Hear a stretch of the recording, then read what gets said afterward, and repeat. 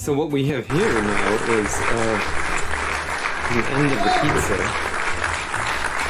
Did you see how that looks? Did you see how that pizza looks? It looks like it came out of an Italian hot-fired oven. You know, you've got eggplant on there, red pepper, artichoke, and beautiful Kalamata olives.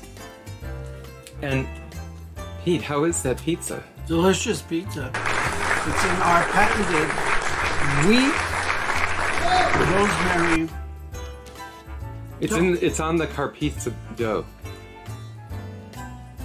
And so Pete, thank you for making that. That's a beautiful pizza you made there. It's delicious today. Thank you. We do like pizza that's like that, and because it's very cooked and it's homemade dough, and what more does one want? You know, that's a beautiful thing, and it tasted good.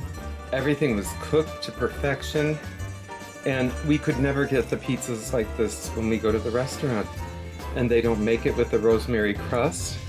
How dare them not make it with the rosemary crust? So there you go. Italian, Greek style pizza with homemade dough from Peter Cardias Menos at the Carpizzo Residence. And thank you very much. Yay! Pete, thank you very much. Yay!